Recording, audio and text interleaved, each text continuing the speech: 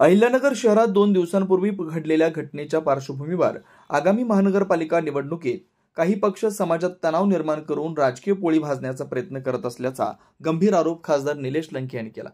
मात्र या राजकीय खेळाला डावलून शहरातील कार्यकर्त्यांनी शांतता आणि एकोपा टिकवण्याचा निर्धार व्यक्त केला। महात्मा गांधी जयंती व दसरा निमित्त शहरातील सर्व महापुरुषांच्या पुतळ्यांची स्वच्छता करण्यात आली। एकतेचा, समतेचा आणि एकात्मतेचा नारा शहरभर दुमदुमावा असा स्पष्ट संदेश खासदार लंके यांनी दिला। यावेळी बाजारपेठेतील घडलेल्या उलाढालीबाबत चिंता व्यक्त करण्यात आली। मागच्या वर्षाच्या तुलनेत यंदा व्यापाऱ्यांचं 1.5 नुकसान झालंय। जातीय दंगलीने कधीच कुठलंही शहर प्रगत केलेलं नाही, उलट बाजारपेठ उद्ध्वस्त केली। अहिल्यानगर शांत राहिलं तरच खरी प्रगती शक्य असं खासदारांनी सांगितलं।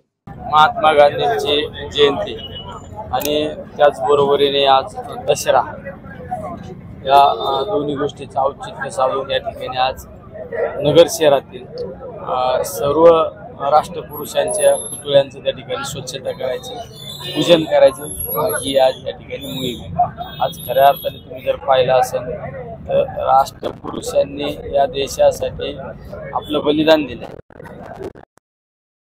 पुरुषांच्या विचाराच्या सोनं लुटण्यासाठी ही मोहीम आज या ठिकाणी केली आहे।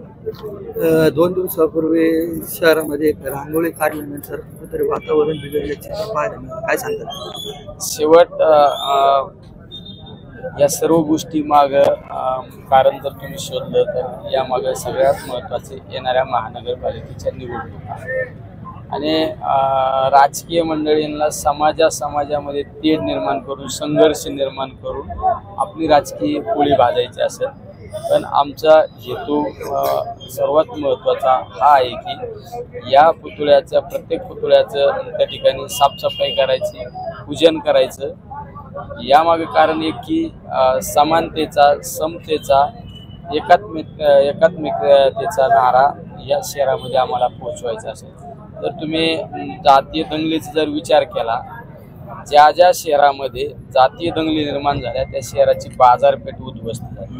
आपल्या शहरामधला जर विचार केला, मागच्या वर्षीचा जो टॅक्स असतो, जो कर असतो व्यापाऱ्यांचा, तो या मागील वर्षापेक्षा पटीने कमी झालेला। याचा अर्थ ही मार्केट, आपलं बाजारपेठ ही कुठंतरी एक वस पडत चाललेली आहे। त्यामुळे जर आपल्याला खऱ्या अर्थाने जर हे शहर शांतताप्रिय राहिलं तर या शहराची भरभराट होणार आहे। त्यामुळं या माध्यमातून आम्ही शहरवासीयांना एक सांगू इच्छितो की शांततेच्या मार्गाने आपल्या शहराची ओळख आहे, तीच ओळख टिकून राहिली पाहिजे। या संदर्भात पुढे SP साहेबांना भेटणार नाही, आज आमचा फक्त हेतू हा आहे की संदेश पोहोचला पाहिजे।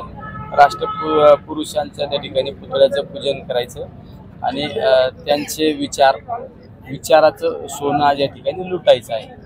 तुमच्या बालेकिल्ल्यामध्ये आज उपमुख्यमंत्री अजित पवारांची मेळावा, मला काय माहित नाही या गोष्टीवर। शेवट राजकारणामध्ये प्रत्येक नेता येतो जातो आणि प्रत्येक गोष्टीवरच आपण लक्ष ठेवणं हे पण योग्य नाही। प्रत्येक पक्षाला एक विचारधारा असते, ते त्यांच्या पक्षाच्या काही कार्यक्रमाच्या निमित्ताने येत असतात, ते सुद्धा